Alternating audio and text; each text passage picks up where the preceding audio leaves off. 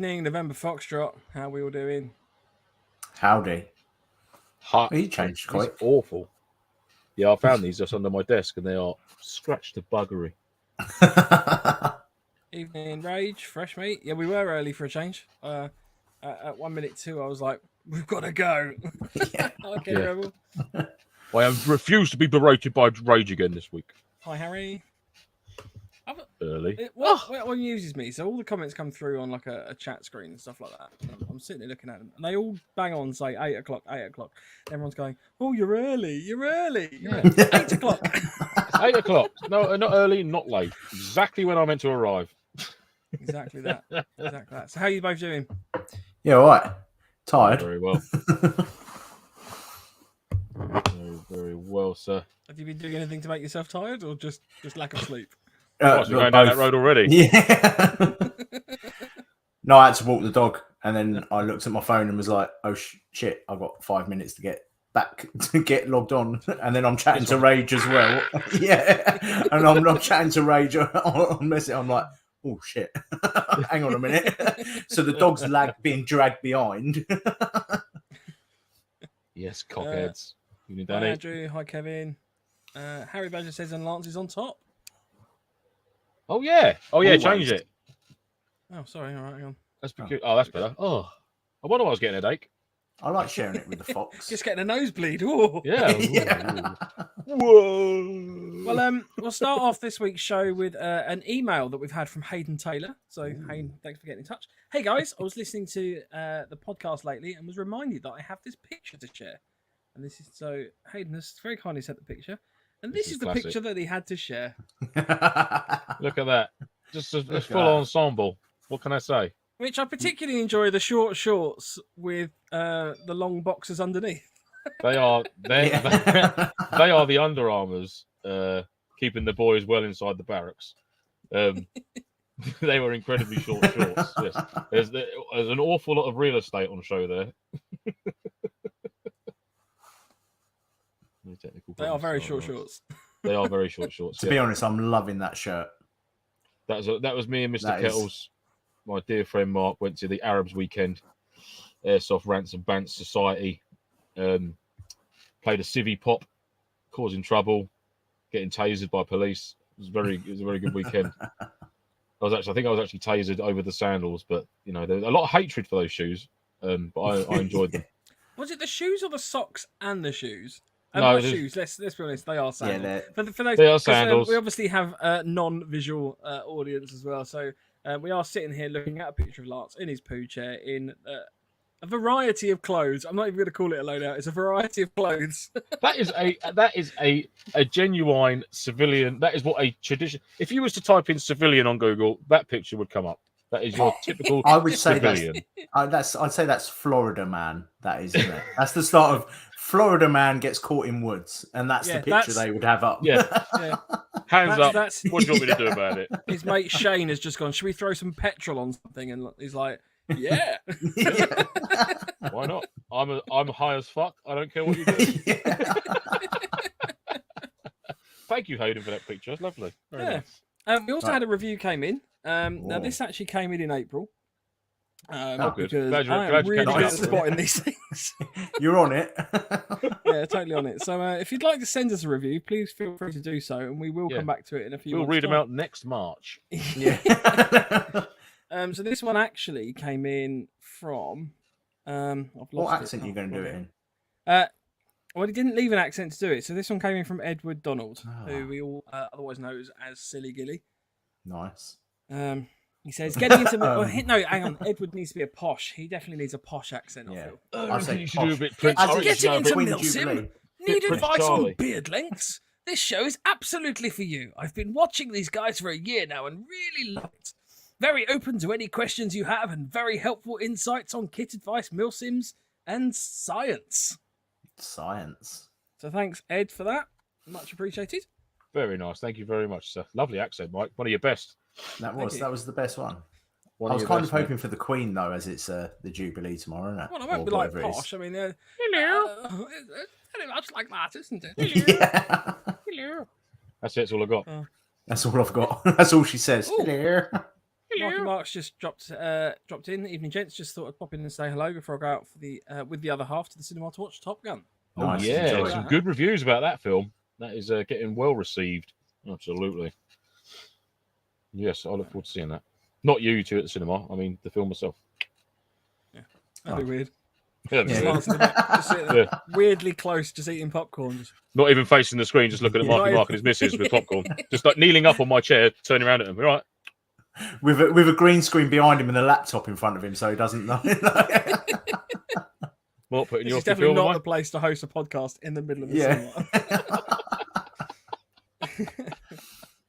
cinema. Kenny Rebel on the photo says thought it was Moses on a stag do with those sandals. Could well have been. They could well have belonged to him, actually. Yeah, absolutely. James C says they're not Rhodesian bush stroke shorts. But they're not Rhodesian bush stroke short shorts. They're not, mate. No. Bush stroke. Yeah. Bush. I'm trying to say. I want to say it in a South African accent, but I don't at the same Go on time. then. But they are not. Let's be Rhodesian honest. This bush show is nothing but stroke bad short accents. shorts, mate. Mate. This is it. This is what this is. That's the foundations of this podcast is bad accents. Yeah. As long as you bring snacks. Andy, do you wanna Absolutely, give it a mate. go? I'll bring snacks all day long. Me? No. I don't do accents, like, at all. I can do London, or Oh. or Hemel Hempstead. Yeah. That's about it. Yeah. Morning, Philip. Thanks for joining I'm on us. Phil. Morning. Coffee and toast, mate. Coffee and toast. Get on it. On the review, Kenny says you need elocution lessons. Oh, thank you very much. And Harry says, born posh Mike, best accent yet. So, Born posh Okay. Mike. There we There go. we go. hi, Marvelous. Richard, you just joined as well. Evening, Rich. Right, so I wanted to start this week off. This is obviously a With a general song. Q&A. With a song. Good morning. Ring. No, yeah, so if you want to throw a question in the chat, feel free to do so. If you could just add a Q to the beginning. This whole episode will be about chats. If you are listening back to this as well, because we actually do have quite a lot of podcast listeners, it would appear. So if you want to get involved with any of the live shows in the future, but obviously can't for some reason, then feel free to obviously get in touch. I'll get this out of the way early, but you can ping any questions and that over to our email at nofochat@hotmail.com. Message us at Instagram at November_Foxtrot_NoFo, or you can also drop us a message on our website. And we can compile those sort of in the time period between general Q&As as well. Yeah. So Or if you feel want- free if you want to. something to ask, give us a shout. Or you can message us directly Let's just on our thing. Which is this one. Cool sign underscore cool mask at the underscore unpunished underscore one underscore. What are you, Underscore. What are you Just two dribbling on about? The haircut's gone to his head. Right, Reaches in any of those ways. Oh, okay. That's made it. That's clear as mud. This is what I want to talk about. This is the ASPC Airsoft Plate Carrier from Novritsch. It is €169, which I think equates to about 150 quid. Yep, £144. And this plate carrier is basically, from what I gather, to be designed for the maximum amount of aeration that you can possibly get. So, be it the actual molly panels, if you notice, they've all got the little holes in there as well. It's comprised of sort of like a mesh internal. Handy for straining spaghetti if you forget your colander. Very handy for straining spaghetti. And then the actual plate itself is also sort of featuring this hexagonal mesh. It's apparently designed by, you can read on the screen, but it's designed by ex-military professionals in Vienna, Austria. It deals with the ESAPI SAPI M plate size. You've got a variety of colours. You've got green, cruise cotter, which I can't click on, clarity brown, black, ACP, and ACP Tropic. Yeah. So what do we think, gents? Is this something that you might be interested in? No. Yeah. I don't know. At first glimpse, I don't know. Can we make it a bit bigger? It's not blowing my skirt up. I must admit. Yes, I can try to. I'll tell you what. I'll this is the blueprint. All right, so you can make your own. Nice. Yeah, Yeah, you can just cut cut it it out. out, and then you can just fit it around an action man. All you require is two empty cereal boxes, a bit of sticky back plastic, and some yogurt pots. I don't actually have the ability to make this bit. Or maybe there you go. I can do that. Look. Oh, yeah. I don't know. I get it. I mean, sort of, yeah. I Also don't know. comes with the little Novritsch logo there. Well, that's it. I've sold them that now. That changes things. Yeah, I mean, it's a plate carrier, isn't it? I mean, I don't know. Yeah, it is what it is. I mean, I love my Warrior DCS one, and he's got his new shebang. Yeah, Agilite, which is awesome. But I mean, the that's Warrior DCSs are good, but in terms of ventilation, they're obviously still a standard plate carrier. They've yeah. they I mean, are I get. I effectively mean, a solid panel. I get the theory behind it. I mean, yeah, cool. I mean, I doubt them plates will stop a 7.62, will they? Wouldn't stop a bloody tennis ball, would they? Do you know what you could do with it though? If you know what you could do with it is if you've got a big tray of like soapy water, you could lay the plate in it and then make millions of bubbles. Yeah, hexagonal bubbles. I think for airsoft, I think it would be quite good. But what we let's be mainly honest, cover. I'm not being funny. That is the premise of this podcast. I think this would be brilliant for Ukraine situation at the moment. They were keeping them all really well. Yeah. Now it's getting to summer. Yeah. No, I get it. I think it's a cool idea. But from the aesthetics, I don't know. I don't like all the holes in the front and that. I can see that being a snagging. You can get caught. Yeah. How strong is that material in the middle bit there? Also, as well, everyone just ladens their front up with like ammo pouches which aren't breathable. Yep. So this is an admin pouch which isn't breathable, a backpack which isn't breathable. Right. So after that, what's the point? The plate is a good idea. Particularly interesting because you can actually buy the pouches as well. Holy which pouches. Also come with the. I mean, literally, it's funny, but if you did fall in a lake and got out, you would instantly drain water out, wouldn't it? I mean, drainage is not an issue for this guy. So we're saying this is only appropriate for Pete Brewer. I mean, Brewer should be all over this. It's when he brings out a boot, doesn't it? Breathable holes. breathable, holy boot. Yeah, Lance has beat you on that with his sandals. Just rock up. Yeah, just get the Punish One sandals, mate. They will be coming to an online store near you soon.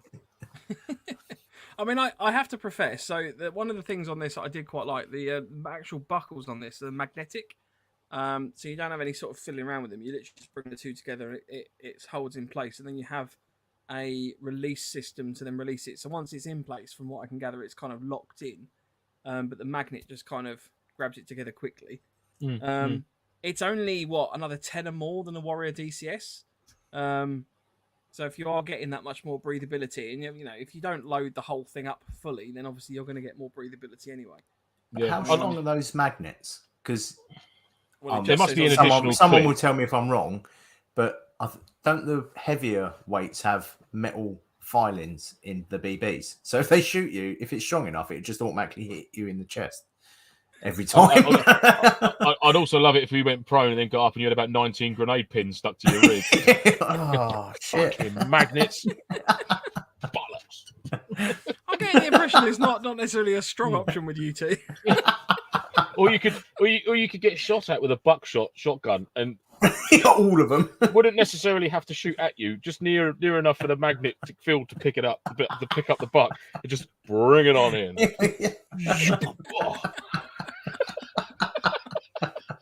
I am completely taking the piss, by the way. That happen, yeah. You know what I'm saying. Yes, we don't condone buckshot at airsoft events. That's it. Absolutely that. No good. I do know a couple of people that have gone out and bought the Novritsch plate carrier. So genuinely be interested if you could give us a bit of a lowdown or a little bit of a review on it, because it'd be interesting to see how it works out, basically. Compass within the other magnet. Ooh. Oh yeah, that's not north. Right, okay. That's not north. It is now. Any more questions? Can we keep getting lost? Mark, Marky Mark said it's also not good if you've got a pacemaker. Yeah.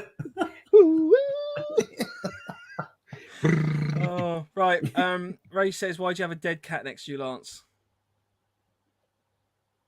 Huh? All right, Derek. All right, Derek Akora. What do you mean, dead cat next to me? Jesus. No, Isn't Derek dead now as well? exactly. That's what I mean. Yeah. Wow. Ooh. Maybe it's Derek's cat. Derek, come and get your cat. Derek's cat. Yeah. Thank you, Sam, and all that jazz. Building the custom built plate carrier will be like Tracy Island from Blue Peter. Yeah. Mark Mark says you need your Blue Peter badge from that picture. So Absolutely. you're all right tonight. I feel like you're having a bit of a breakdown. I feel a competition coming on. Who can make the best homemade plate carrier? Yeah. All right. Yeah. Done it. Are we involved with this? Right. For our Yeah, I'll do 100th that. episode, if you can make your own custom plate carrier, send it to us. Extra points for the weirdest materials used. Build a full loadout photo with it on. Only a plate carrier, though. I'm not going. No, bonkers. just a plate I'm carrier. not building helmets and Yeah. fucking Although nonsense like that. if anyone makes a full custom suit of armor out of like Car Wall or something like that, that'd be quite funny. But Yeah, definitely. Yeah. And if me. anyone can make a spaghetti one, I'll. If anyone can make a plate carrier and successfully strain spaghetti through it, Yeah. even better. Because I think So, there's a market for it, if I'm honest. build your custom plate carrier, send us a picture, and then the best one we'll send out a prize to. Mm. I'm sure we can come up with something. Yeah. Oh, We'll I send see you our the plate dead carriers cat that we now. make. It's a monkey. I've only just noticed that. Hey, there he is. This is my little present to Dale, who we've. It's a little orangutan. And this is my present to Dale. I was hoping he'd be listening, so I was trying to show it, but there we go. How Private long's joke, that don't worry been about there? I didn't even notice. It's been up and down. it. 20 Has minutes. it? So it's the monkey. Oh, Oh God. Well, this episode went. we need a soundboard. Yeah. Trust me, we do not need a soundboard. Yes, we do. It's a You can puppet. download them on your phone. can't Right, Kenny's come got on. it. We're It's 20 a minutes in. puppet. We've talked crap for the first 20 minutes. you? Kenny Rebel and Marky Mark have both asked a very similar question: how to grab a NoFo patch, and patches, how do we get them? So there is a pinned post, on our Facebook. Basically, it's a long-winded process. I'll repost it up on Instagram as well. The easiest way to get them from us is when you see us at an event. I usually have a load on me. After this weekend, some of the other two are going to have some of them on them as well. They cost £7 a patch. We've tried to keep that as cheap as possible, but all the money made basically goes back into the podcast. So we're not making any money from them. It's purely to do with covering the costs of this. And if we do ever make any profit on it, then any profit's basically going to go back into this for prizes. It's a not-for-profit thing. We're not doing this to generate income. So, yes, as Rage says, It's purely have you for the stopped love, paying your yeah? internet bills? I keep You should freezing. realise that by now. Yeah. Not sure. Yeah, you Yeah, froze so in. basically, if you want to get a patch, get in touch. Simplest way. There is a sheet on there. It's probably easier if you just let us know, and then we can sort of maybe try and work something out a bit easier. We'll have some this weekend at Defiant. Yep. Defiant this weekend. Get in there, boys. Have some stickers as well. Pretty exciting. Yay. Lads. That was a pathetic. Yeah. Yeah, but stickers. Richard Nelson, here's a technical one. Any ideas why my high capper hammer will not lock back? Any common faults with them? Would it be something to do with the leaf spring? I've got a high capper. I've never encountered that before. My high capper is currently at Empire Airsoft. So Have you? I had this problem. Have you got the DOR? Because if you have got the DOR, you need to strip it and give it a spray with some silicone grease, because they dry out very quickly. If you haven't, I haven't got a clue. It's only that I know that mine does that. we'll slide into your DMs for one. There we go. Look at that. Bit of tech in. Love that. Don't we like that, Mr. Orangutan, don't we? Yes, we do, lads. Yes. I could do some ventriloquism. You're right. Oh, Yeah. okay, there. Mike's lost the will to live. Yeah.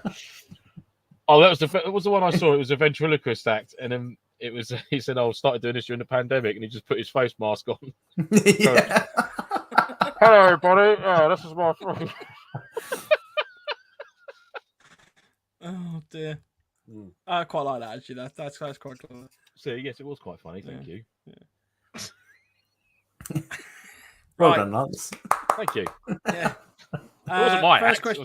It was just... Next question comes in from Rage, and he asked this earlier to do with our post on Instagram. What's the knife that's on your plate camera, Andy? Oh yes, I did answer that. Yes. It's just that. Hang on, it's Yes. only here. In the words of Phil, that's not a knife.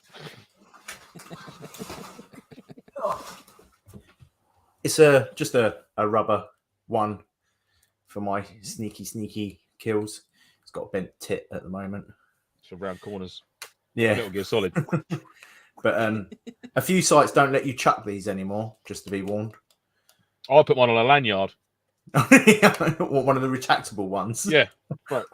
Well, But you yeah, know the back of the ring, and then it just goes straight back to your hand. Yeah.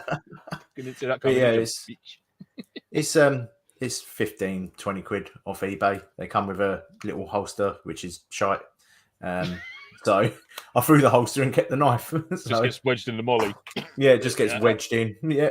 I bought something similar to that, and in the handle there's a little sort of section of round like metal bar.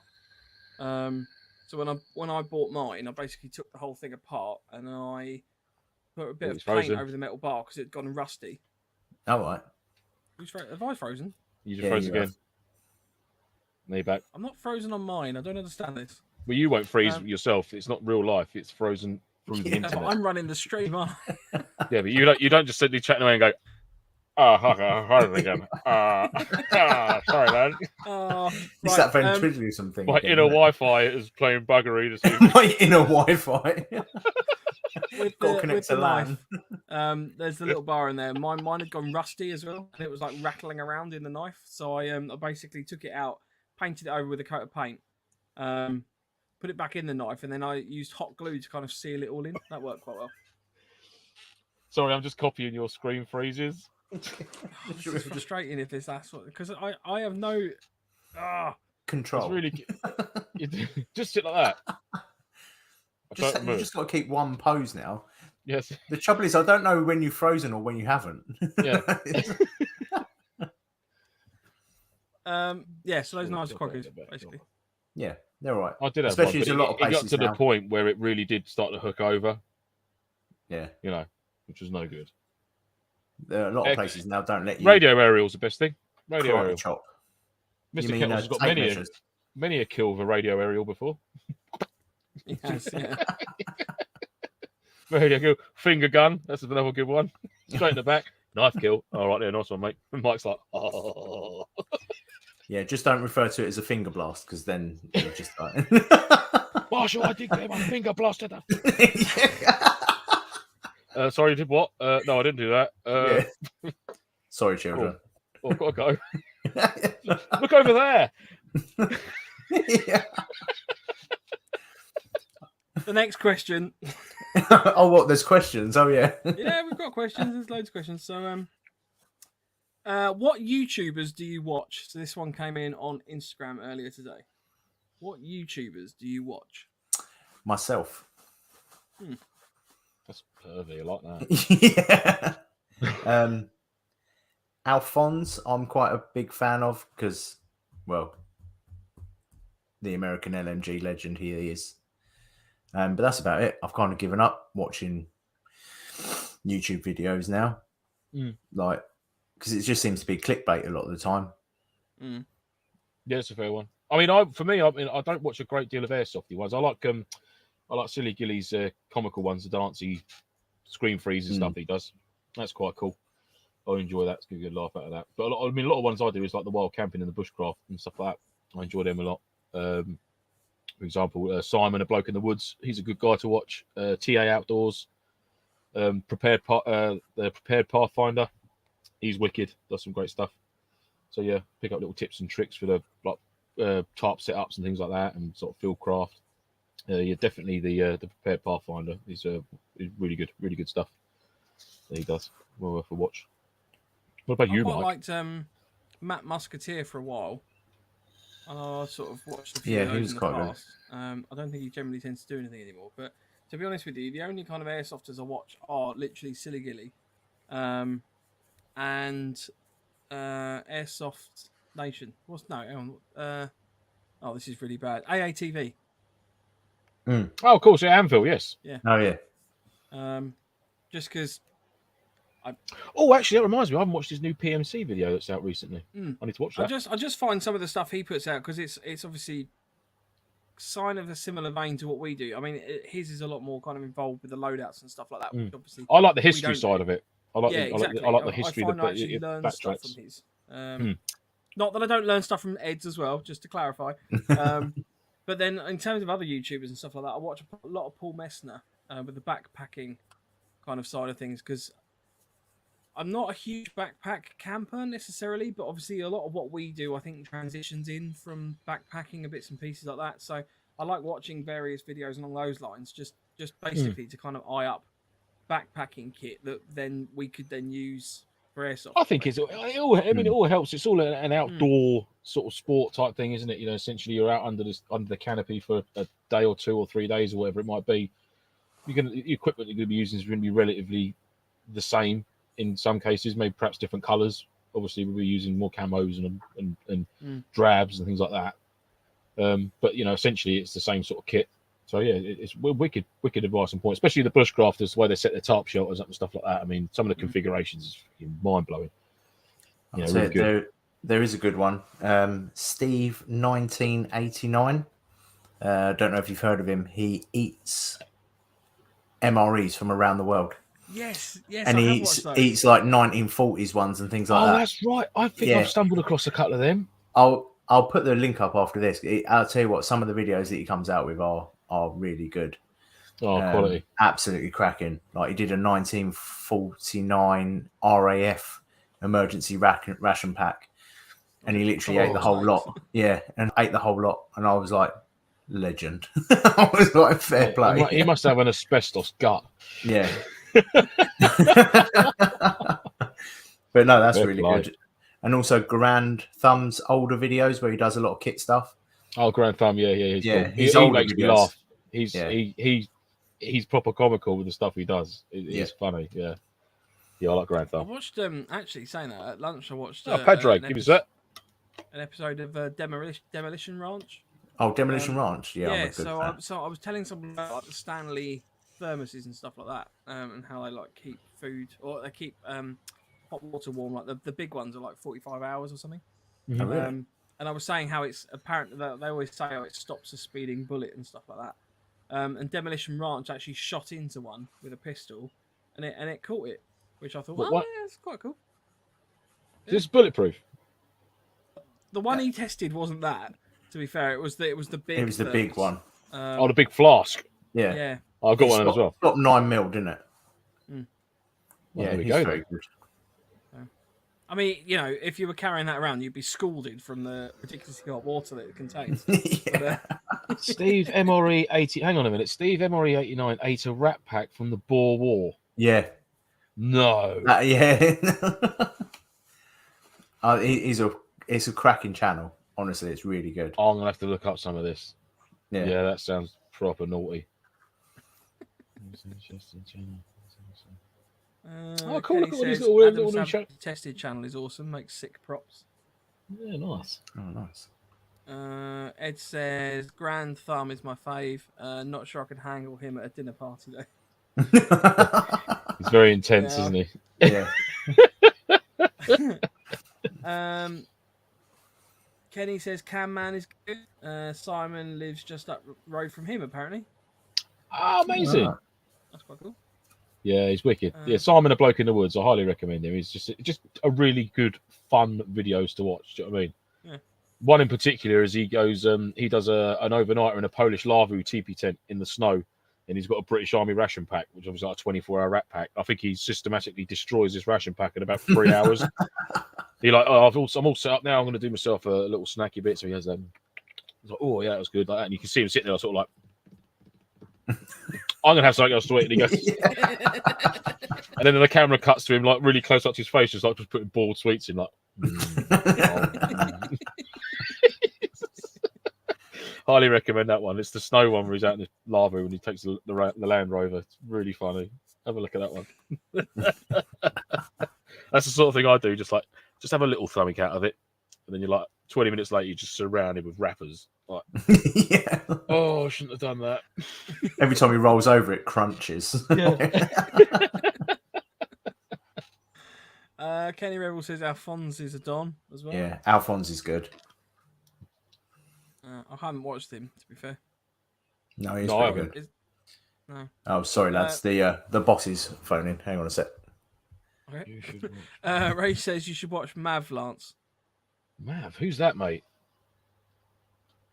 Mav. Oh, I have to look. I've left my phone downstairs on charge. I'm phoneless. I'm nothing, so I can't even look it up. But I'll have to check out some of these different channels that people are mentioning, which is cool. I like that. James C. Paul Messner, he's wonderful for Wild Camping Cuff. I actually tried to get Paul onto our chat. I thought it'd be quite cool. I didn't get a reply. But I'll try again. But yeah, I thought it'd be quite good to kind of sort of have a chat about the blend up of the two and sort of some of his tips and tricks and sort of see if they would transition over. So yeah, defo. Yeah, so chase it up, mate. Chase it up. Ray says, question, have you been drinking meths for your Trangia, Lance, or are you having a breakdown? No comment.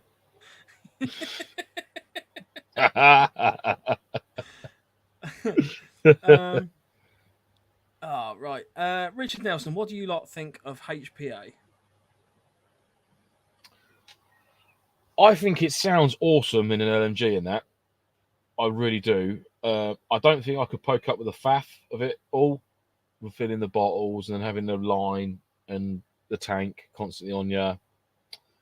But I do get it. I understand why people do it. I mean, I know it's heavily adjustable. You know, you can. It simplifies a rifle to a bare bones, basically. Not my cup of tea. I can't see me going down the HPA road at all. You know, Yeah. gas blowback. Yeah, that's. But there's no lines and stuff like that, and gas bottles and tanks and stuff. You know, it's all contained within the mag.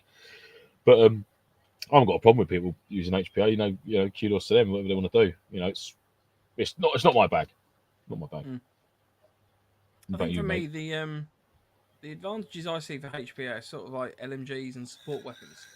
I think because obviously you generally tend to, I think you don't do it all the time, but you do generally tend to sort of sit in, like, you know, I've got my field of fire, I've laid down, I'm sort of here. But I know that obviously HPA for LMGs is obviously a little bit temperamental because you're using a lot of gas. It's not, you know, like sort of single shot all the time. You are doing controlled bursts quite a lot of the time.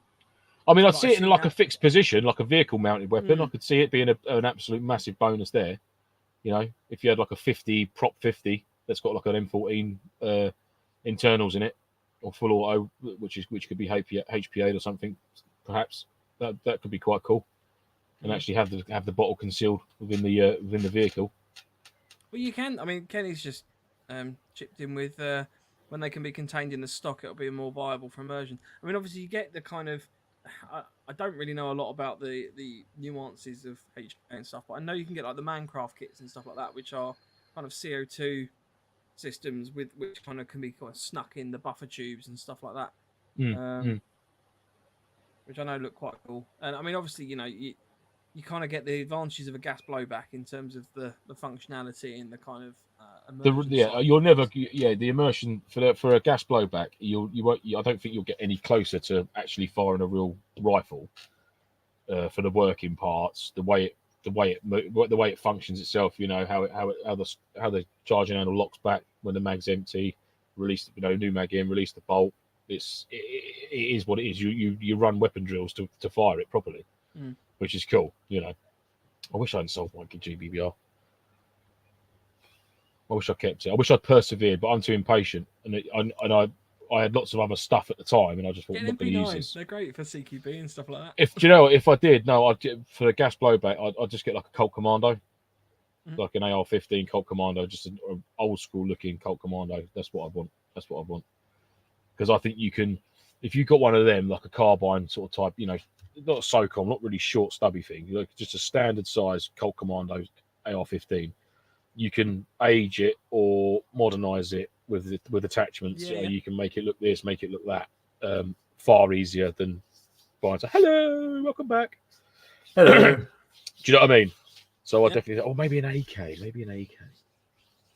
An AK would be pretty cool. Yes. What's the question? Or one of each. We were talking about thoughts on HPA, and now we're sort of rolled into gas blowbacks.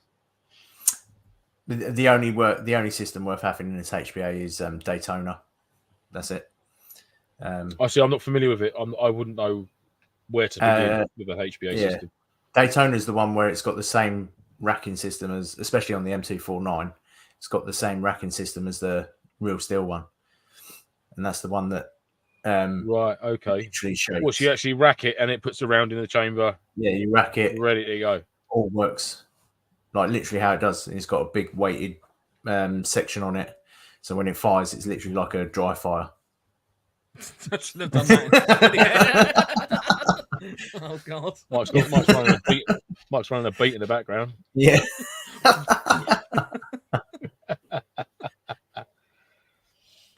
Oh dear. Yeah. I mean, I haven't got a problem with HPA. I think my bigger problem is anyone that kind of in a MilSim game has a ridiculous rate of fire on a weapon that shouldn't really have a ridiculous rate of fire. I mean, if you rock up and you've got some laser beam M4 with a box mag on it and stuff like that, it's just that's when it starts being a bit irksome. Yeah, but that never. You shouldn't encounter that at a MilSim. You'll get it at a skirmish all day long, won't you? You'll get. I think well, it depends on the type of MilSim and the event and stuff like that. Yeah. But, yeah. Fresh Meat says MG HPAs tend to drain the tank. Yep. So, I can imagine they do.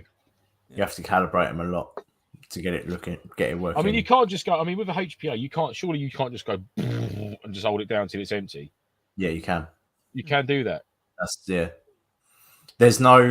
You need a scuba diving tank behind you, like. Yeah. No, but I mean, I'd have thought because it's such cold air in that, surely it would start doing something to the seals and that after a while. I mean, a few short controlled bursts, I get that, but it's warmer than gas.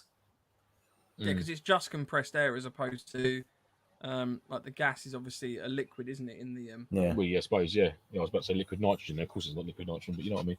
Well, it can Very be. cold. I suppose. Yeah. Yeah. I mean, that would probably wouldn't do your gun much good, but you could theoretically run it off. With Little ice cubes just coming out. Imagine that. Mother.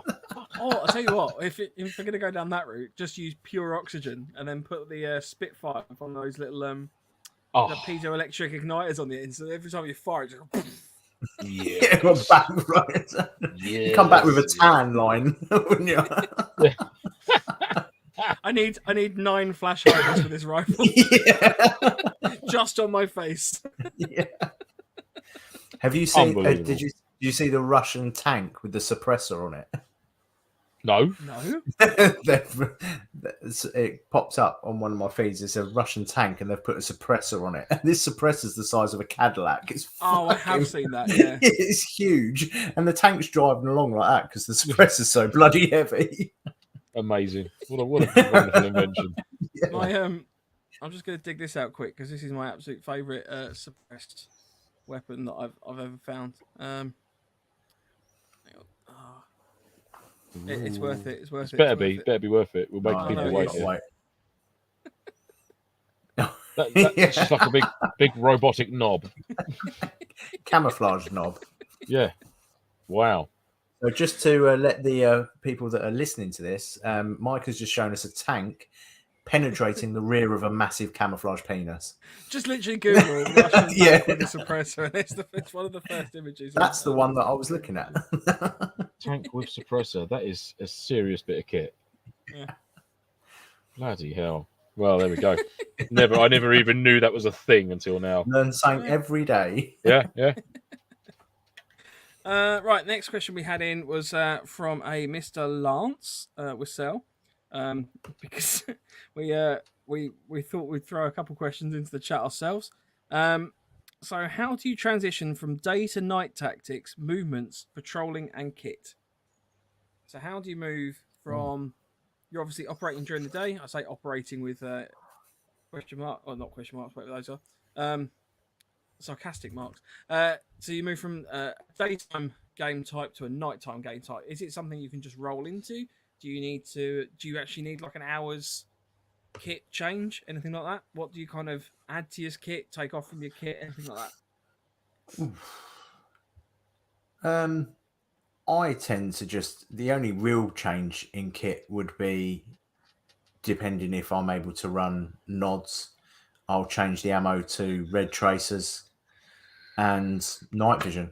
That's kind of it, really. The rest of my clothes are IR dampening, which I tend to just wear as a normal camo anyway. So I kind of just leave it as it is, really. Obviously, if I'm wearing a bright pink shirt, I'll take that off. But other than that, there's not really not much necessarily. Like the pinkies in the desert, the landies were pinkies, weren't they? Yeah, they were. Yeah, that was in the desert, mind you. So yeah, that was in the desert, not in the the woodland. Shit in the middle of a woodland. But yeah,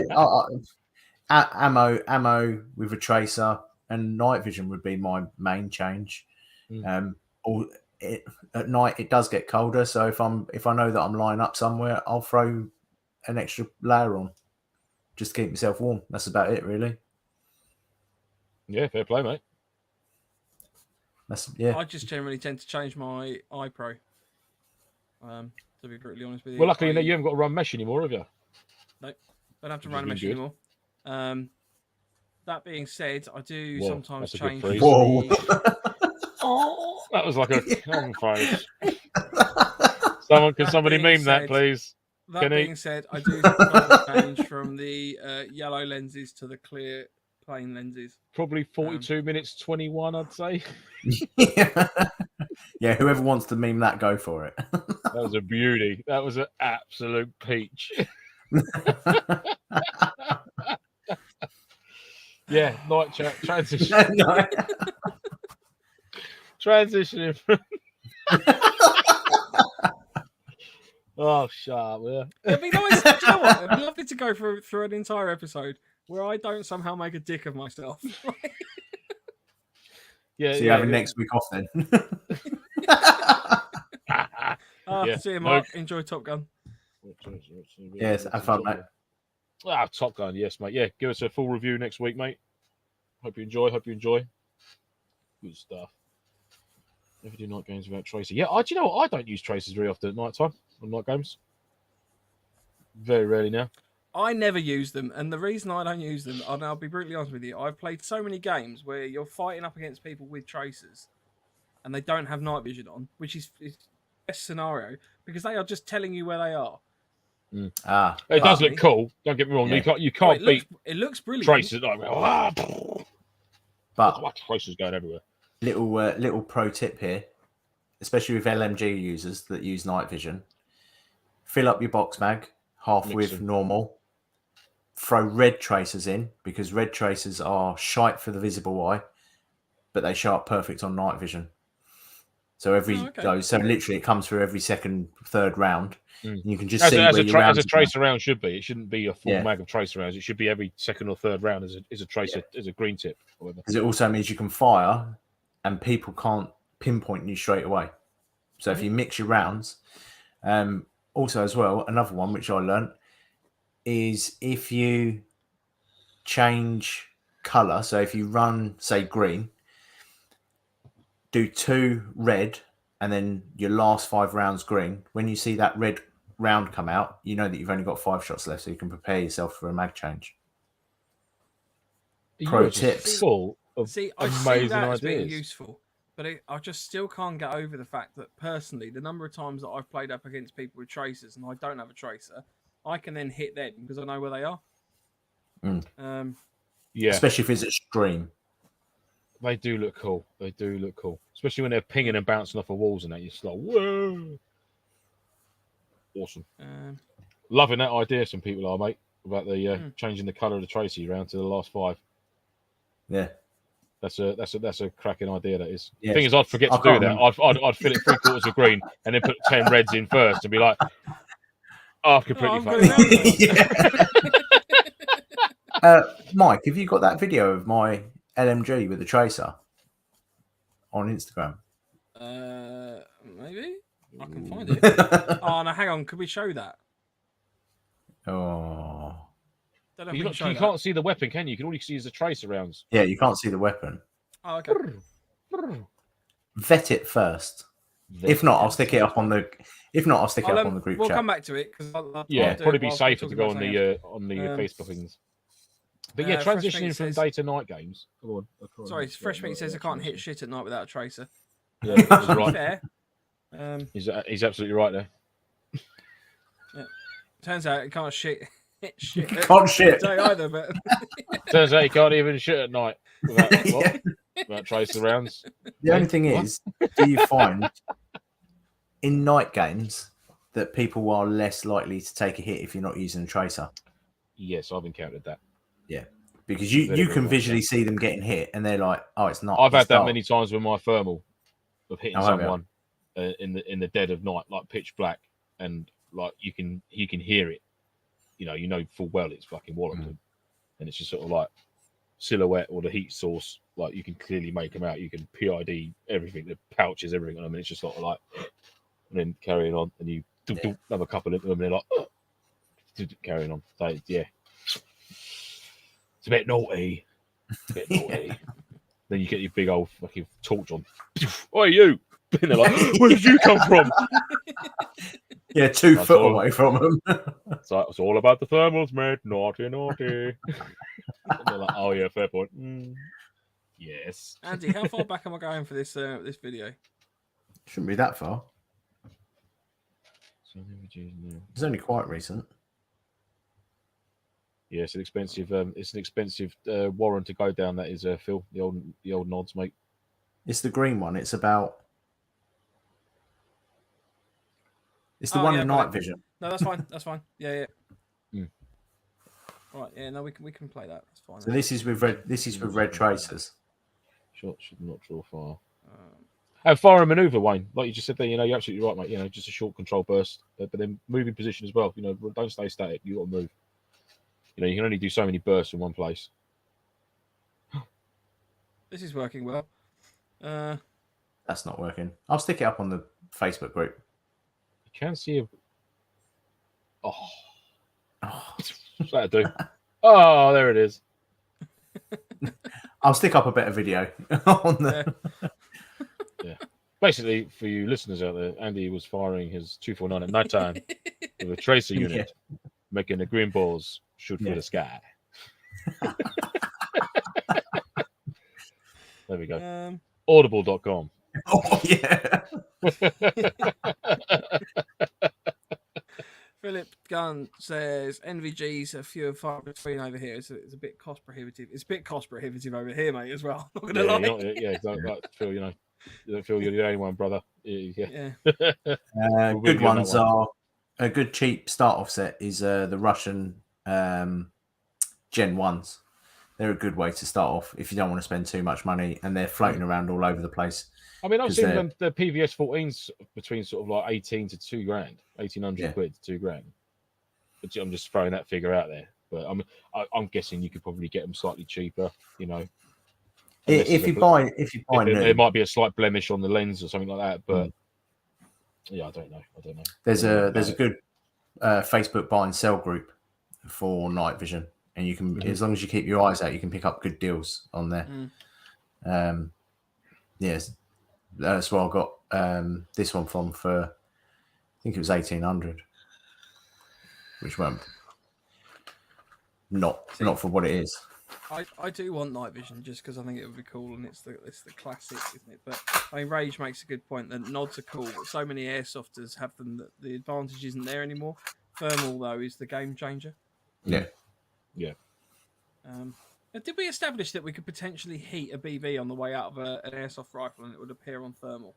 Yeah, that was with the pure oxygen. That's interesting because I was having that same sort of conversation the other day with Silly Gilly and Kenny at Empire Airsoft regarding. Because I reckon I had a thought on that. The little shaker thermal pads that you get. Just whack one of them in a box mag. If you're running an NMG, Yeah. and then all the BBs are going to sit there and all nicely heat up, Or make them cold. or make them cold. Yeah. It's probably Go the harder to opposite. keep them cold, though, isn't it? I don't know. You've played in the UK. Making cold so they're essentially black. Yeah. That could be your other alternative. Yeah, could work. Could work. But then again, who wants to be hit by a frozen BB or a melted BB?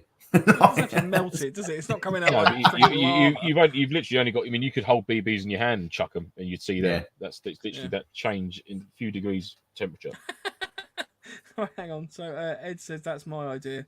I've literally strapped hand warmers to my mags this weekend. There you go. But why not? If it works, mate. That can overcome, buddy. The only thing is that if you're up against someone with thermal, they're like, that guy's got a really hot rifle. Yeah. Running around with like loads of... Especially if you're running a gas mag and you've heated it up. Boom. Is that coming at me? Ray says the pull so that the Chiefs thermal can see a mouse on Mars. It's so very impressive. Yeah, nice, man. Yeah. I've got to admit the thermal with the night vision is an unbeatable combo. Yeah. Like where it picks out the outline of someone with a heat source through a tree, and you're going, they're over there. The COTI, COTI. Yeah. Yeah. I think so, yeah. Where it clips onto the side of the... A few of the Trojan boys run that. I've actually had been lucky enough to... COTI. Yeah, the COTI, yeah. Looking at one at Legion. It was cool. It's just that like dual layer and just like, whoa, I like that. That's cool. Yeah. Like proper heads up display almost. It was like, yeah, this is banging. Have you seen the new US one that they're like the actual military one that they're using? It's like it's their night vision, but it's literally mixed with thermal, and you can see everything. It's like looking in daylight, but it highlights bodies and things. Oh, it's insane, isn't it? Absolutely ridiculous, and there's no lag on it at all. Because if you go for a digital one, you get a weird, like half a second lag, and if you don't get used to it, you can walk into stuff. But, I mean, surely they can start introducing the targeting systems now, like they've got on drones, where like you get the night vision, it can literally it will pick up like enemy targets, and like if you've got 15 enemy troops in front of you, it will go doo, doo, doo, doo, doo, and highlight them on a HUD, so you'd be able to see it, and it will track 15 individual targets. I mean, surely there must be a lens out there for night vision where you could be on a battlefield, for example, in an Overwatch as a sniper, and literally seeing right like top left window down there, boop, boop, boop, boop, boop, pick up these targets, and you're as long as they're still within your range. I mean, if you're a couple of 100 meters away, you've got quite a big field of view there of a cluster of buildings. Being able to track them and just think, right, I can take care of you first, because right now, mate, he's over there, and then just come on to target like that. Must be out there.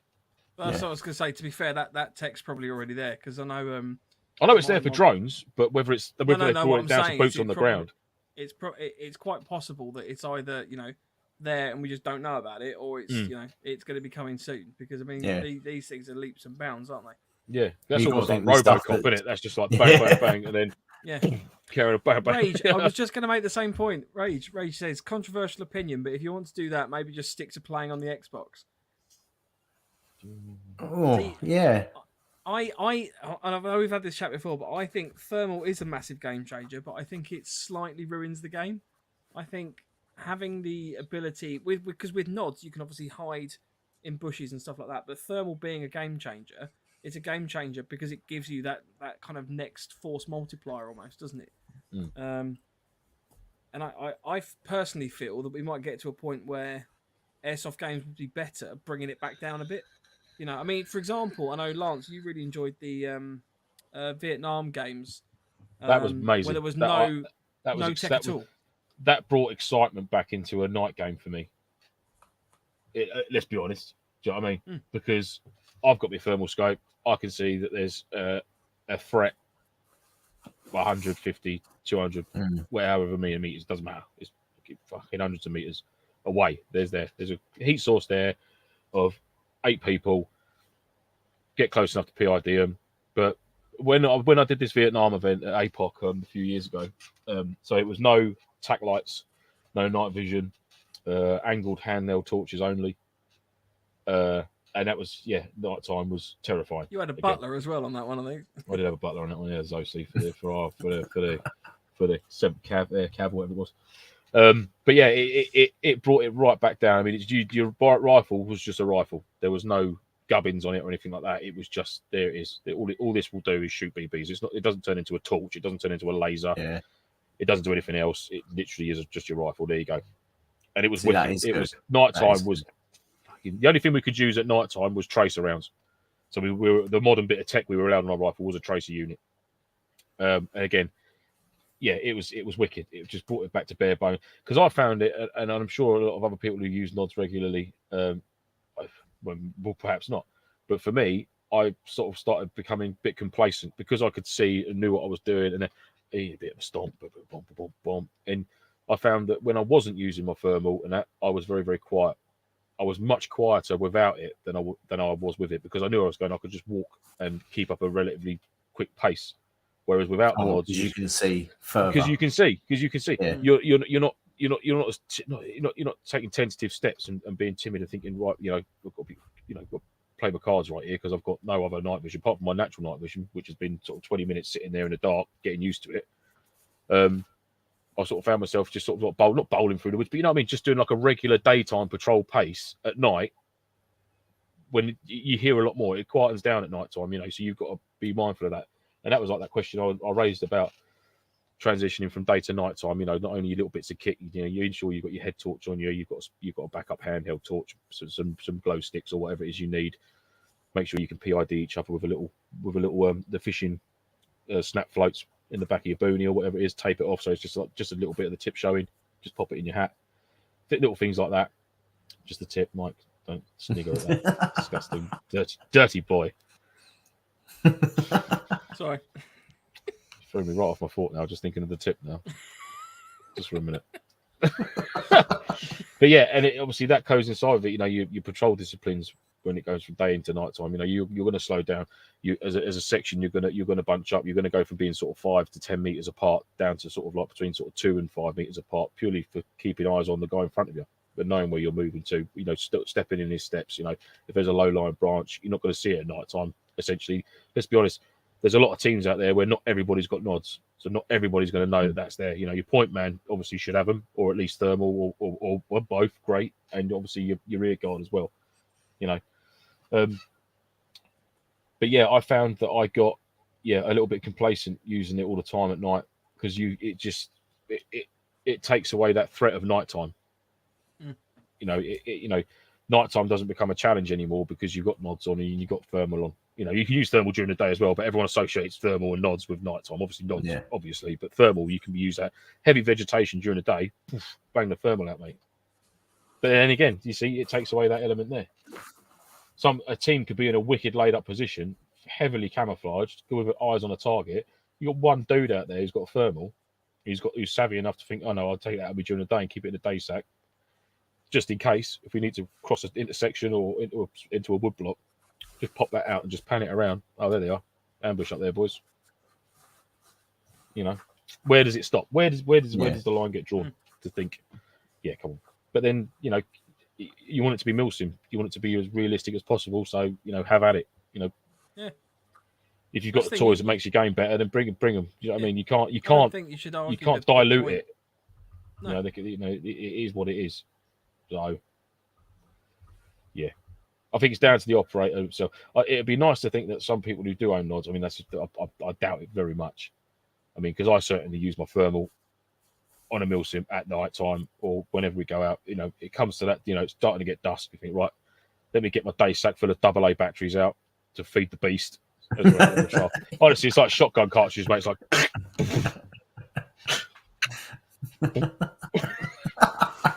It is, honestly. Another 4 out. Boom. Yeah, back in business, boy. Oh, that reminds me. I've got that goes more through batteries. like every 20 minutes, half hour, doesn't it? It doesn't.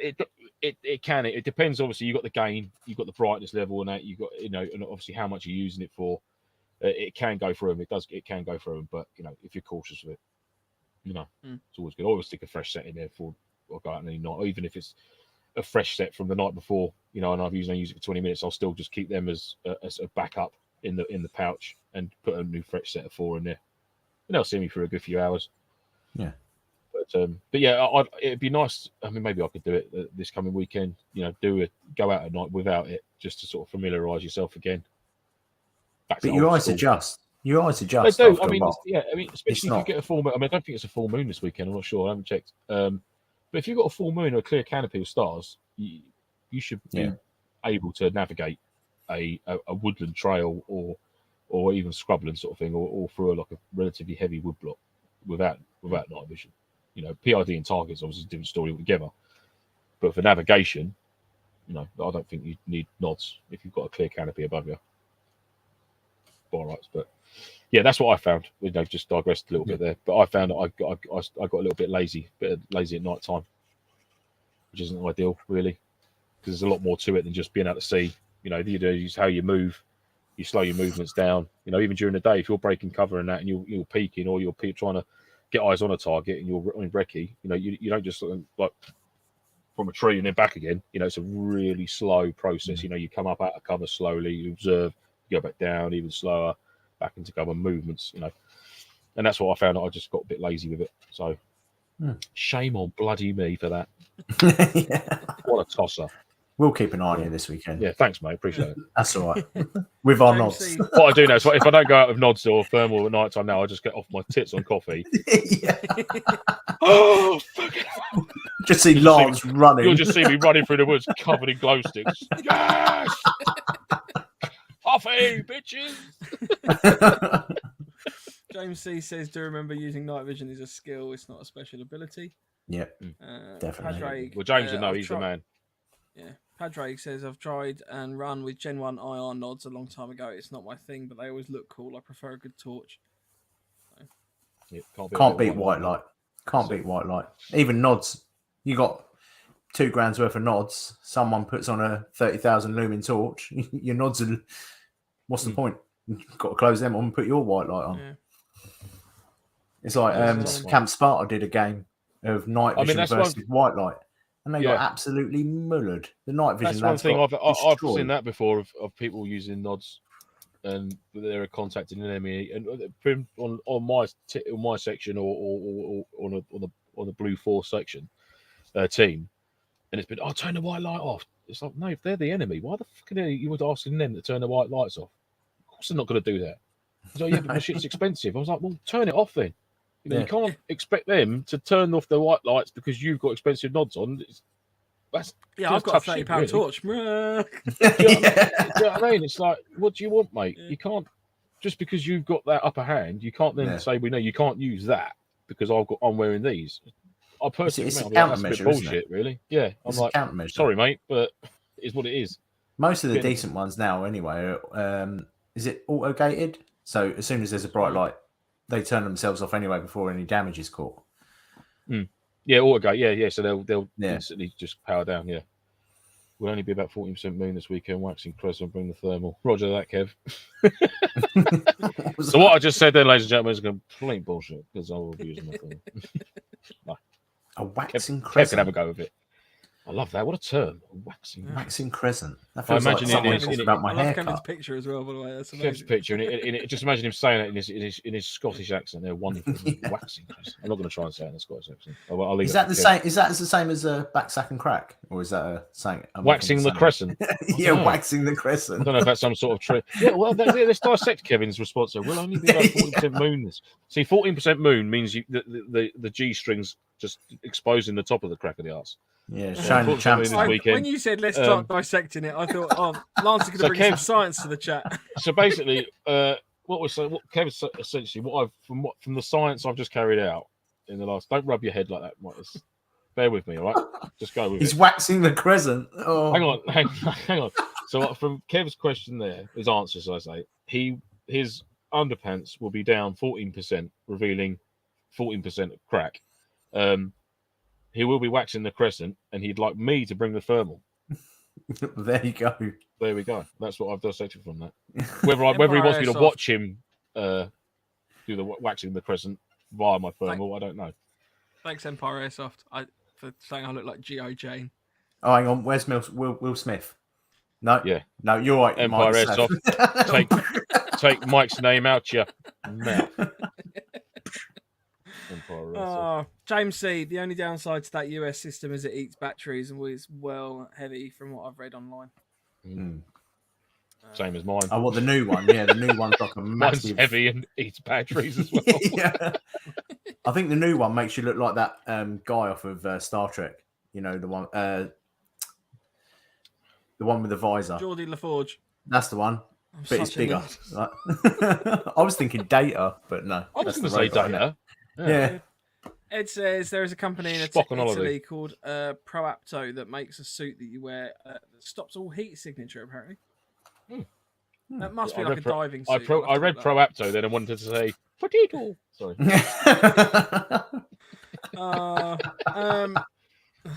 Kenny Revel, do you think apps that track players can follow update objectives, kills, intel, game map, etc., have any place in games? I'd say so. If it was a good one out there. I went to an event before and was told to download an app, but we never used it. Just downloaded it and deleted it afterwards. I think there is a couple out there that are okay. I downloaded one that guy from the States made up. You can track each other, but then you're relying on everyone taking their phones out onto the field. Yeah, exactly. Which a lot of people don't like doing. So a load of people downloaded the app, and you look at it, and they're all back at FOB, but they're not. They're standing next to you because they've left their phone there. It's like, was it? That's helpful. I can't remember who brought it up in the chat last week about the air tags. Basically, giving each player an air tag. And then you can literally just track them. And that would be quite a cool way to. Like, I mean, again though, with good comms like between your team leaders, you shouldn't need it really. You should know. No. You know, again, by tracking players, I'm guessing you're taking an element of the structure of the game or the event out of it. By, it's lazy, isn't it? Really, it's not like, right, I need to liaise with section 2 because we're over here in the briefing. They're potentially going to be over there, so make sure you maintain comms with other sections that are out there. It'd be good for organisers though to make sure that one team hasn't wandered off down to the local pub by mistake. Do you know what I mean? They can keep an eye on it. Whoops. And go, if you've landed in the boozer. If you're an organiser and you say, right, go to building 4 and they're off to building 28, you can radio them and go, guys, do you want to just check where you're going? Well, to be fair, stuff like that, it's I guess if you're running an event and you are sort of trying to coordinate an ambush or something like that, it does help you sort of bring various groups together. I know we've done APOC, for example. I know they had the GPS enabled radio. Yeah, that was. I get that from an organiser's point of view to know where. The sections I'm not suggesting at a local level. I think like your command structure or something like that, like the proper tippity top of that. I can. They had the Motorola handsets, didn't they? Which had GPS positioning, so they had a big screen back at the fob where the Zero's main command center. A huge big screen, or 2 of them, showing the whole map with where every single section was for Op 4 and Blue 4, and they could sort of orchestrate things then, which I completely understand that. Yeah, that's fair one, which is cool. I don't know. I think the GPS trackers would be quite good. The only thing I can see is that if you use them for sort of certain games, if you were to kind of move off in a certain position, you can just imagine like a PA system going, player 433, you're out of position. Yes. Or like it's almost like in a computer game where it tells you to return to the battlefield or something like that. Player 72, your cheeseburger is ready. Or at the petrol station. Pump number 1, get off the phone. Oh, shut up. Yeah. Or in the old post, cashier number 4, please.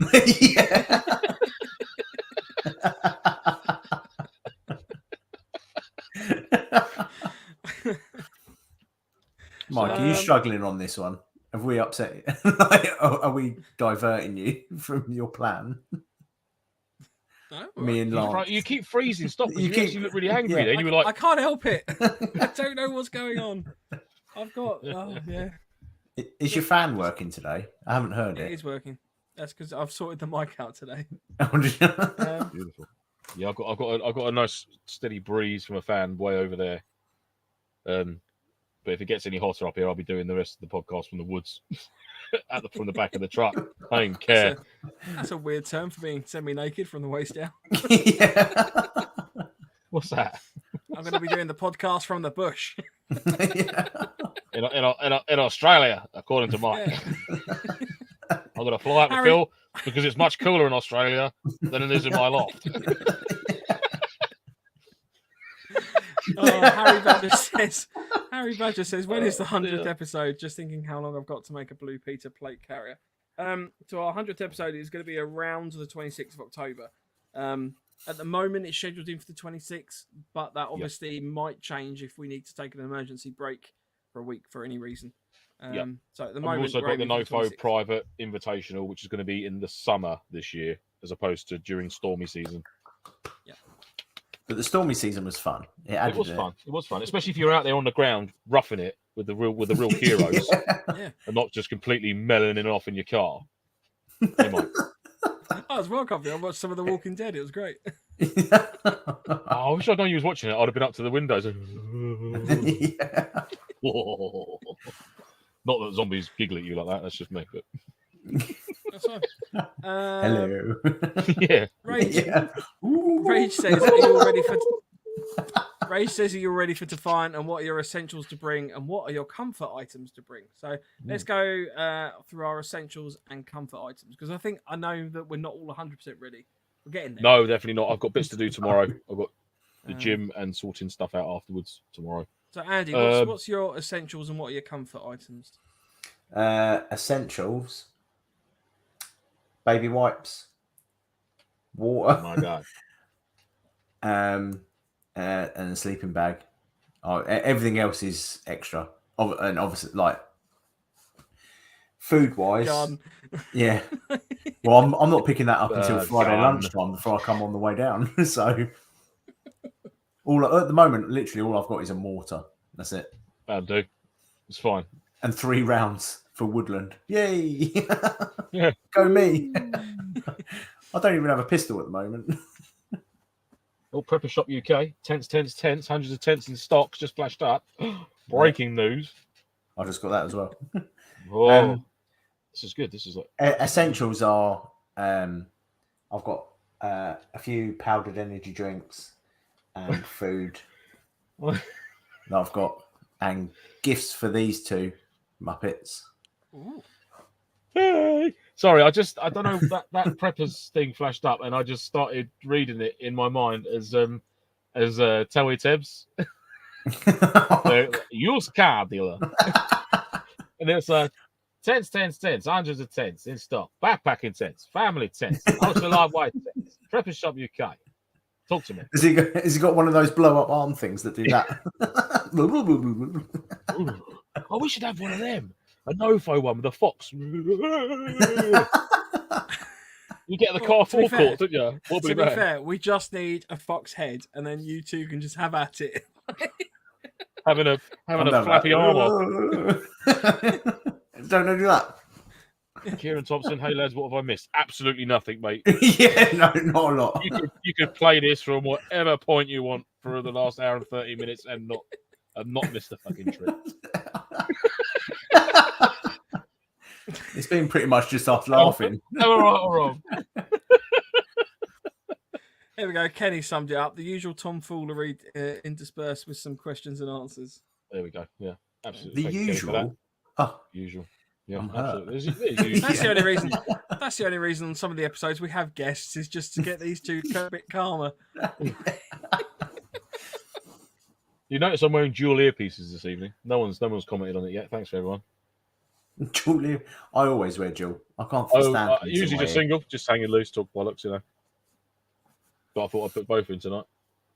Mike's singular Mike. There we go. It's because I want to make sure that if anything happens, I can react to it. What, like terrorists burst through the door or something? Yeah. God forbid I've got 2 earpieces in, because I'll just never react into that. Yeah. See? All I can see now is Mike just disappearing and going into like ninja mode. I would like to point out, I would one make an earpiece very excellent quick. ninja, because ninjas are masters of disguise, and no one looks at me thinking he's a ninja. So, boom. I've always thought of you as a ninja. Yeah, Oh, I'd say. dagnammit.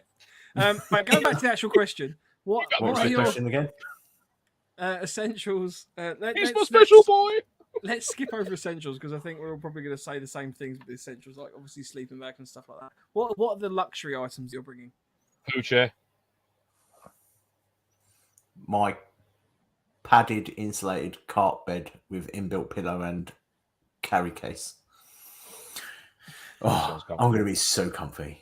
So, guys, I'm Yeah, doing a obviously- MilSim, and it's going to be like amazing. I'm wearing my inbuilt cart bed with insulated base. And, Yeah, I'll have the poo chair. I'll have my cot bed. Obviously, I'll class that as a luxury because we're not just sleeping on the floor in fox shit in the middle of the woods somewhere. So yeah, cot bed, poo chair. Obviously the crate. bring in a crate. I'm going Bergen. I've packed my Bergen, but I use the crate a lot now for transporting like my plate carrier and my battle belt and shit like that. Just in the back of the truck, just it's out of sight. If I stop at a garage and there's people see all that sort of crap sticking up out the back seat or in the boot or whatever, then it's just sort of like yes. Last thing you want is being stopped. Yeah. So I usually keep it as more of a secure transport sort of crate now. But yeah, the Bergen is sorted. Obviously, there's talk. There's rumblings of barbecue Friday before the op kicks off. Whether that's going to come to fruition or not, I don't know. I'll tell you what, if you two two are talk to you cooking, about that after the show. yeah, if Are you going to go to the meeting place, Mike? I was going to go meeting place. I was just going to get some stuff, and then if you bring the barbecue, and then at least we're sorted, the three of us. I'll bring the money. You heard it here first, guys. If any of the guys in the chat are actually on our call sign, Mike's just basically told you to fuck off. And get your own food. And he's our CO. What's that tell you? Leadership well, that's the thing, 101. isn't it? It's the officers' club, isn't it? That's how that works. Oh yeah. I'll set up the officers' mess, and then Lance is basically acting as he's I'm the just RS, so radio officer. I don't know. We'll go with that. You can be the bouncer. Batman and radio man. Yeah. No, I've got a bit more squaring away to do, but not too many luxury items. Any I don't consider luxuries. No, I wouldn't say. I'm bringing the cot bed, but I was debating not even wearing it, not even like using it. To be fair. Oh, really? Well, I was debating if because my cot bed basically just brings you off the ground, and all I'm conscious of is that that's potentially just going to make me colder. That's a I was statement, thinking right? that. See, I was thinking that with sleeping on the floor, but then I thought if we do get bumped and you're the only one on the floor, people are just going to run over you. I'd like to see someone try rolling over me. Rolling over me, sorry. Challenge accepted. I'll roll over you. You watch, there'll be 30 guys all queued up just to roll over Mike now. Just give me that's most of my weekends anyway. Just give me a fresh tub of Lurpak and I'll be all over it. Airsoft or non-airsoft, there's still a lot of rolling. So yeah, I'll probably bring in the cot bed, but I have debated not using it. But other than that, I'm not really bringing anything. I'm perplexed by Fresh Meat's comment at 9:16 p.m. Oh, I think that was about the barbecue. Yeah. But to be fair, he's already categorically said he doesn't want any anyway. So that's what he's talking about. Everyone's like, "Oh yeah, would you chip in for some meat and stuff?" And then Wayne's gone, "Not for me, lads." I thought, "Oh, you miserable bastards!" I bought this bringing a jar of pickled gherkins to enjoy. So yeah, there you go. We do actually have quite a lot of questions to plough through. So let's do it. Not the point. I'd just like to raise one other point: is Rageophile he reckons that he could fight all three of us for a burger. I beg to differ because you don't mess with food. Yeah, I'd just start biting you. I'll just be like that, right? Yeah. It'd be like that scene in Willow where he gets captured by the little brownies and they just end up tying up. Have you seen the film Willow? No. Well, it's completely wasted on you. Fucking uncultured fucks, Perrier. Honestly, what am I doing here? I'm going. I can't believe you've not seen Willow. Fuck this. All I was going to suggest is that the fact that if anyone genuinely knows me, if anyone asks me for food, I'll quite happily share it with them. So don't have to fight me, mate. If I had the ability to make what I've got, I would then make them so they had the same with me. But I would never give them what I have as food. Yeah, what is mine is mine. Yeah, it's like when you go out for dinner with a missus. Oh, can I try some of yours? No, bollocks, you'd have ordered it. I don't want to try your meal that you've ordered. The best one Just is because you've ordered a shit meal, mine's really nice. Does anyone have a missus that takes a photo of their food? Yeah, my missus. Yeah, literally, I'll put my hand. And then in my front missus of is it. a manager of a little coffee shop in town, so she always puts a little Instagram post up. The Nesty Scrinstead guys, go and have a little look. Nice. Little plug there for the wife's business. But yeah, she does little pictures of her flat whites and macchiatos and espressos. I don't understand, because it's always like, oh, I've got to have a photo of everyone's meal at the table so that we can remember the meal. It's like, can't we just remember the meal? Like, Yeah, It's only because you want to eat, you greedy bastard. well, yes, You're sitting there like half a spud just about to go in your mouth. yeah. Oh, fucking... Because who is sitting there at a restaurant going, yes, I must wait for the food, and then the next thing I must do, rather than start eating, is to take a multitude of photos for Instagram. to be honest, by the time they've taken out their phone, I've already eaten half the plate. I like it. Do you know what I like? Do you know what the best thing, and it always happens to me if you go out for dinner, is you'll be sitting there and be like, oh, it's lovely, look at this, right. And the waitress comes up, everything all right, sir? And you're like, Yeah. oh, yeah, it's lovely, thank you. Every time. Yeah, well, that's the other thing. If the waitress They comes won't over and wait goes, until you've finished eating your mouthful. As soon as they watch it, they're fucking sneaky. I'm telling you now. They wait until you've put that fork full of food in your mouth. They'll go, is everything right for your meal? And you're like, See, what you want to do is you want to do a fake. When you see him hovering, do a fake mouthful, and then go, "Yes, it's fine." It'll throw them. They'll be like, "What?" welcome to the November Foxtrot podcast, whose tagline is Airsoft, MilSim, banter and gear. we're talking about the pre-event meal. Yeah. Okay. That's what we're talking about. All Right, Right. we had another question. Go for it. From who are we gonna pick? Ed, what are your thoughts of hearing enhancers at night? Can they tell what direction the sound is coming from? Are they worth it? I've never used one. Hearing enhancers. Is that like the old fucking radar dish thing? Like, What, like the spies? No, I'd imagine it's probably more like the earmores, isn't it? In terms of you really are a bunch of old men. Thanks, Rage. You're the best. Yeah. Cheers, mate. I was down my allotment today, actually putting some beetroots in. So yes, just want to Ed, just can to- you clarify? just to what put you the mean by final hearing nail in the enhancers? coffin. Yeah. I see on the Peltors, I find I get used to them quite quickly, but you can't differentiate where the sound's coming from. I don't think. You just hear a sound and you kind of have to look around. I've got more used to my earmores now with the whole sound doobry. I'm much more tactical. Slightly. That was a I one. can't hear I've any- never used them before. All right, give me a break. Mark's literally walking through the forest, just shouting at me because he can't hear himself over his own ear. I didn't know. I'm a bloke. I didn't read the instructions. All right, I just put them on, press the button on. I was like, yeah, all right. And then I could talk to people. Like, hello. But then obviously I couldn't hear Mike's voice. So I'm, yeah, Mike. You if can't we hear things patrol behind you. over there, nice and quiet, like we can creep right up on them. And Mike's just like looking at me, just shaking his head, like, you fucking tit. What are you doing? What? With my giant mobile phone? Yeah. Hello. Hello? Ed, sorry, are you talking about this? Because this is how I imagine what you're referring to is the hearing enhancer. Like you sitting there with your ghillie suit on. Oh, Jesus, that's a bit of kit, that isn't it? Hearing enhancers are when Lance is on point and shouts where the sound came from. Is that where the sound came from? Yeah, exactly. Over there. Especially with my when I first had my earmores. I like to think I'm a bit better now. Right, we'll do a few more questions. We'll probably do one more question. Yeah. It is getting a bit late.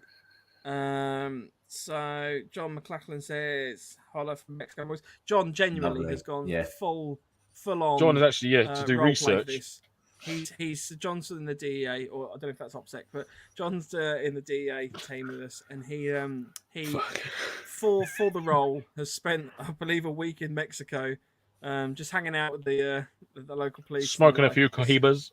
yeah, just to really kind of get into the role. Yeah.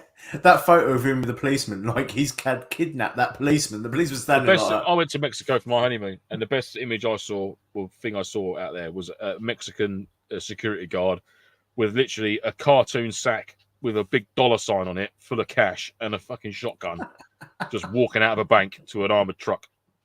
I was Brilliant. like, my guy. Yeah. It was literally a pump action, a big sack of cash, body armor. Just walked across the road to the truck with matey's little fag on. Yeah. Let's go. Let's roll. He could have robbed it. It could have been a complete sale. I don't know, but it looked cool. Whoever it was. Right, last question from Philip. Do you find certain game modes get a bit repetitive? Now, I'm just gonna launch in with this one a little bit because I know Lance and I we were chatting last night. Sorry, Andy, I know you said you were busy. We were chatting last night about so obviously at the moment, what with the whole Ukraine and Russia hostilities and the like, it's Fiasco. It's tricky to run an event which is NATO versus an Op4 team, which for the most part, let's be honest, is effectively Russian kit. And you try and think of game modes outside of that. You've obviously got the Vietnam, which is quite a specialist loadouts, Falklands, which is sort of quite a specialist loadout. Taliban and NATO can often be a little bit contentious as well. I mean, probably not as much as obviously Russia versus NATO at the moment, but it does seem that there aren't loads of like innovation within the games. I mean, you've obviously got the occasional sort of like post-apocalyptic one and the like, but the DEA versus cartel and stuff like that seems to be like the only proper like safe one to do at the moment. I would say that's like with modern kit.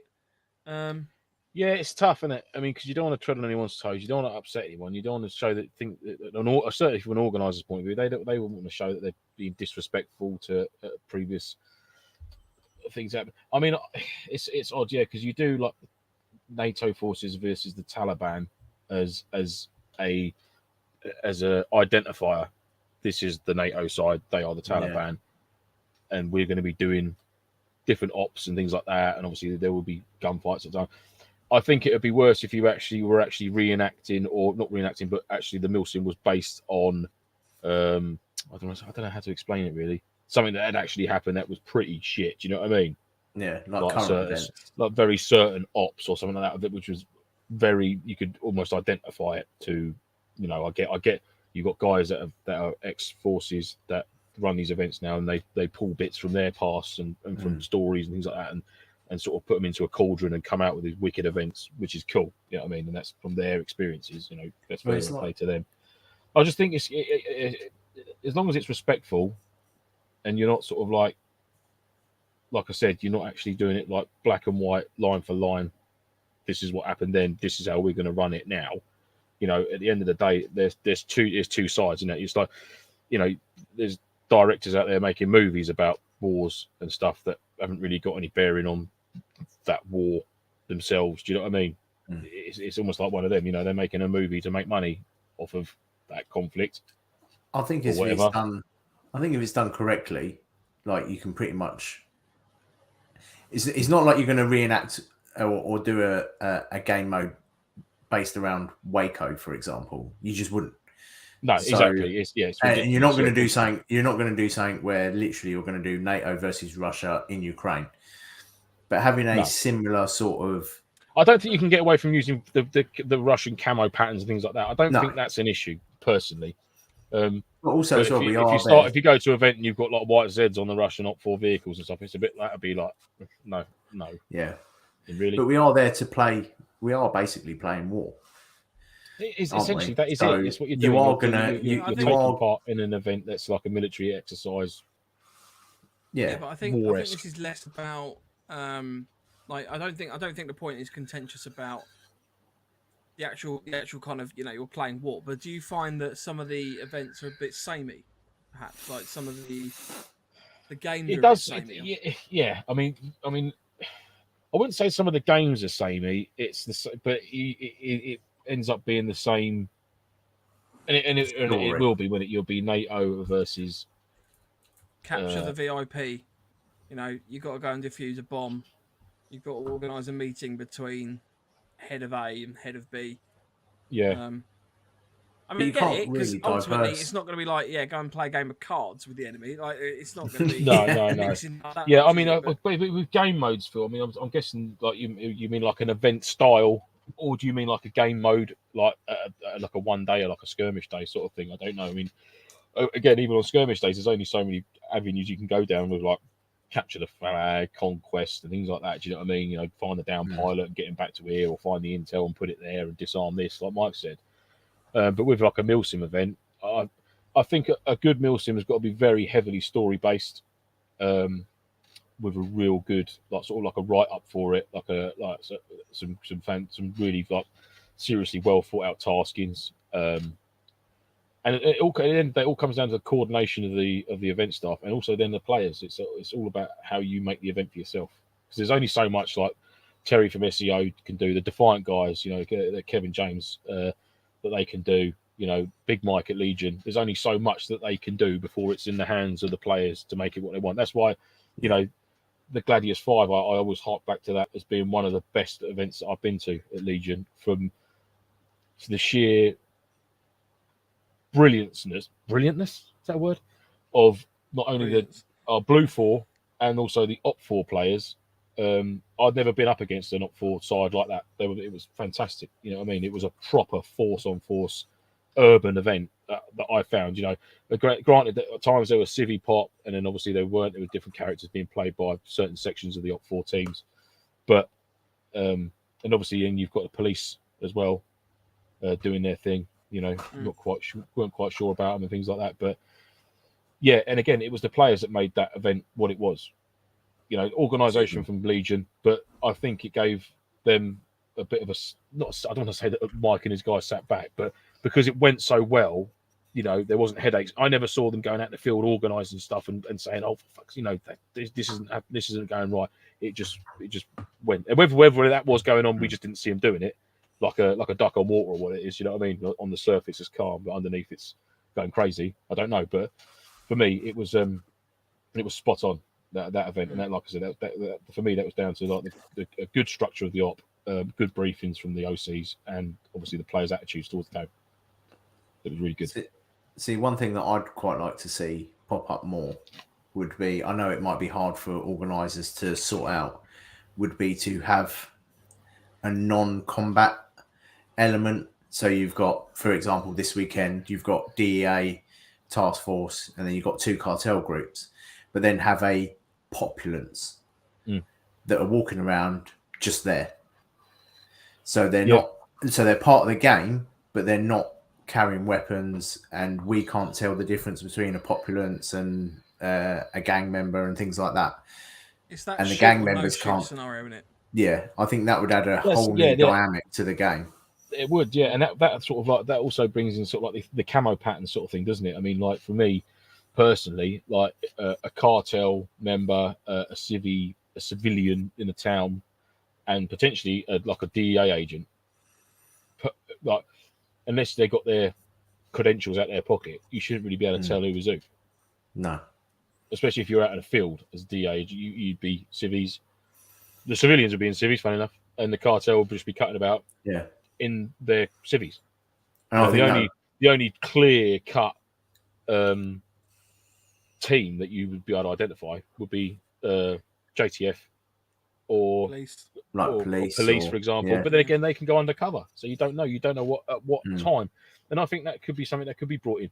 You know, special forces actually going into civvy, look, SEAL team. You know, you see them cutting about in the normal get up. Again, you know, it's normally a check shirt and a pair of jeans, which is cool. It looks smart. It looks good. But then, you know, they are dropping out of the MTP stuff and they are going into civvy stuff, a little light chest rig or side. You know what I mean, and that would be cool to see that. Do you know what I mean? Just thinking, this is completely changing. For me personally, it's more about the innovations within a game that make it interesting. So, for example, you know, the APOC event we did with the landmines. That was cool. you know, they were basically just doorbell pads that you tread on and they make a noise. But that was cool because that added something new to it. Vehicles Yeah. always make something a little bit more interesting. Mm. Having an EOD team obviously makes things interesting. You know, slightly more elaborate medic rules, having a QRF with a vehicle. Obviously, an interesting sight makes things a bit different as well. But I think it's finding the innovations there. So I don't always think that necessarily the games are ultimately always going to be one side is shooting another side. That's what Airsoft is. If you go to an Airsoft game for a weekend and you don't fire your gun at anyone, it's going to be a bit pointless. But having like a little bit like with Andy saying about the DEA, like there's a bit of mental stuff going on as well. Like you've actually got to work something out. It's not just, oh yeah, I've just killed all the enemy team. Yeah, I won. I mean, personally, I for think me, I'd like to see more games now getting a bit harder, like a harder routine, rather than. I mean, I know, like this coming weekend, it's going to be a long op. You know, what I mean, it starts Friday night, it's not finishing until Sunday, but we're quite lucky that we've got sort of relative hard cover. We can bring crates and cot beds and stuff like that. I mean, it's been a few years now since we've done a MilSim at Apocalypse, for example, where it was always either you could rock up on the Thursday and take your gear up in a vehicle to near your fob and then sort of handball it in, or you turn up on the Friday morning or Saturday morning and you were literally bergen on your back, your main, and off you go. And it's been a long time since I've done that, so I'd like to get back to that element where you actually patrol into the AO. You set up your harbour area, you defend it, you put in your proper stag rotations, you know, your paths in and out, you know, your roaming patrols. I mean, James C will be all over that. I can see that being a bit of him. Yeah. Obviously from his career. One thing that I did be like, bread and butter to him, easy. Yeah. One thing But I'd love to do that, and I'd love to see a lot of other people do it, because I don't think a lot of the people that go to MilSim events, I don't think they've done many of that sort of event where you actually got your bag on your back and that's all you've got. There's no going back to your vehicle if something breaks down. There's no bringing in additional stuff on top of stuff and think, you know, you've got to really pack smart for it. You know, that's great. That's what the three of us really have been talking about organising on a very private scale, on a small number. So yeah, I did one back in my reenactment days, and they literally they gave us a map, and we were all dressed up as paratroopers, and we were scattered, and that was it. And they were like, "This is your objective. You've got to meet up with people," and that was it. We had to find each other. We had to get to go form up little groups, get to the objective, make an FOB, or as they called it back then, HQ center. And then you start doing your patrols and stuff. That was really good. That was good. And all your kit was brought to you later on, like it would have been. So that's cool. You get like a supply like bringing that sort of thing, like airdrops or supply drops in. Yeah, something like that. Another element to it. You've been out in the field, well, you're constantly out in the field, and you will get resupplied at this grid at this time. Yeah, that was. I mean, I'll divulge that. That was an element of the event that myself and Mike were talking about a while ago. Was each section gets an allotted resupply time when they're out in the field. So you've got to be smart with your ammo counts, how much ammo you disperse between your section. Obviously, your LMG is going to require a certain amount to maintain its capabilities in the field. So if that means that a couple of your riflemen or all the rest of the section donating a mag to that LMG, then so be it. But if you have to call in a resupply outside of your window, then you will be docked points. We sort of thought about a point system, but not earning points. You'll start off with, say, 100 points, but for your shortfalls and the errors you make throughout the event, you will drop points. So it's whoever's got the most at the end. It's like a percentage complete, isn't it? Like if you don't, exactly that, mate. Yeah. So if you have to call in a resupply outside of your allotted time at that weekend, you've dropped 10 points, or you drop 5 points. You know, things like that. Things like, you know, it's things like medic bandages as well. Like you can only use once you've run out of medic bandages, you've got to call in a resupply and things like that. So. Yeah. You know, can you continue on with your tasking with what you've got on you now? If you haven't, you need to make that decision.